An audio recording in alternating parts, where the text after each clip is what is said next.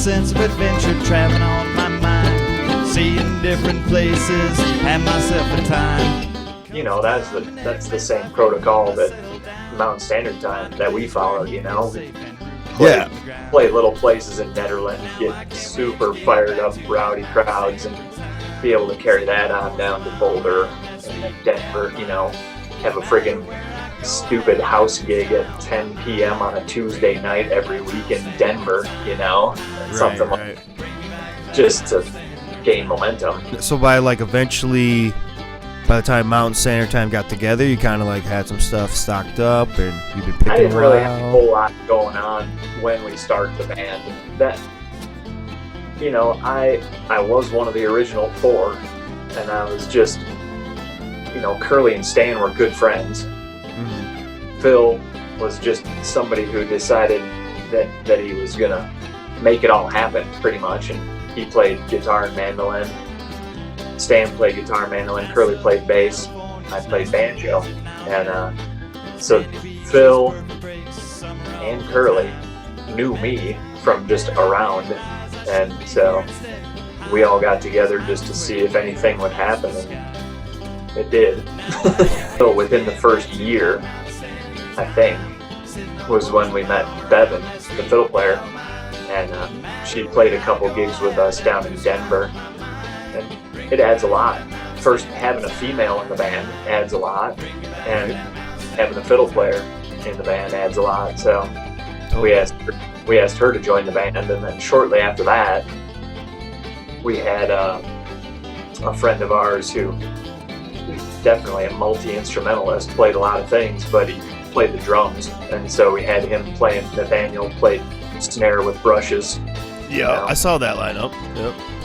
The original MST drummer with just the snare.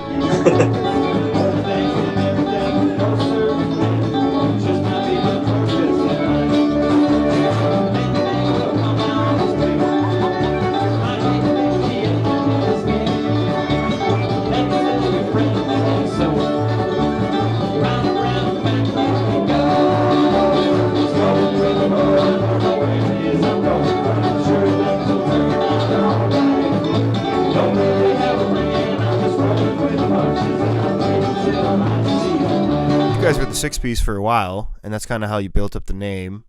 Yeah, and then we had pretty decent following at that point. And through the music scene around, Nick had been playing with this band called Apple Valley, and I don't even know.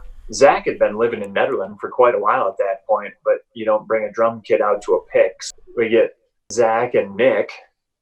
Nick came in and replaced Phil. So yeah, that kind of brought in a new drummer, new mandolin player, and Kyle fell out of the sky via Alaska. I don't know. With the influx of the full drum kit and Zach Scott on the drums, which adds, I personally have never played with a better kit drummer ever. Yeah. Monster.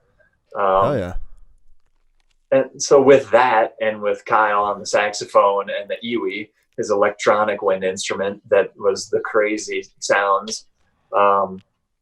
It changed the sound a little bit, but having a banjo in a band kind of keeps it rooted at least a little bit in bluegrass.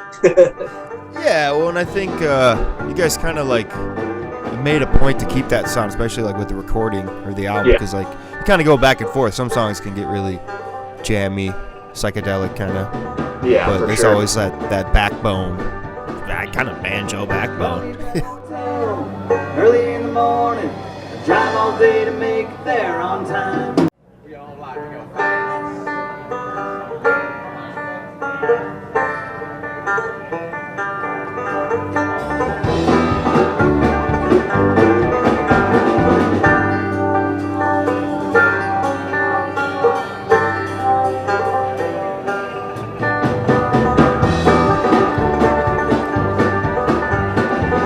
Gonna leave that hotel early in the morning. I drive all day to make it there on time. I'm headed for that red clay, no sunshine.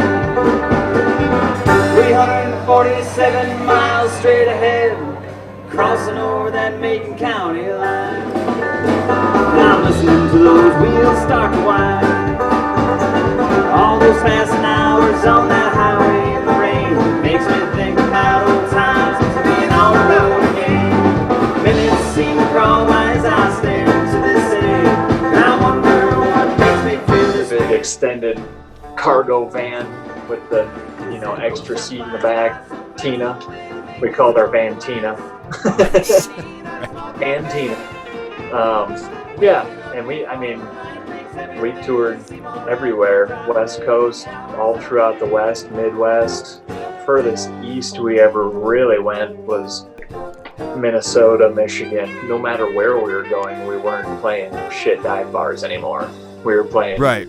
either the better music venues that were still bars kind of places in towns, or we were playing theaters, you know. Go to Telluride and play the theater, and go to Durango and play the theater, you know. Anywhere in Colorado. It was a good gig for us. So, how the hell did it all fall apart? Too much of busy schedule or band drama? Band drama would be the short answer. Yeah. That would be the super- Common story. It had gotten to a point where it was a lot of tension to be in that band and be on stage playing tunes, and I'm a little disappointed because of all the work we put into it, but it is what it is, and now I can, you know, make a mortgage payment and not lose my house. Right. So that was a good like 4 years of all these different members coming and going, and Sanity. It seems like 10 years worth of shit happened in 4 years, you know. when you guys picked up steam pretty quickly, because it was like in the first 1 or 2 years you started getting like the bigger gigs and Yeah.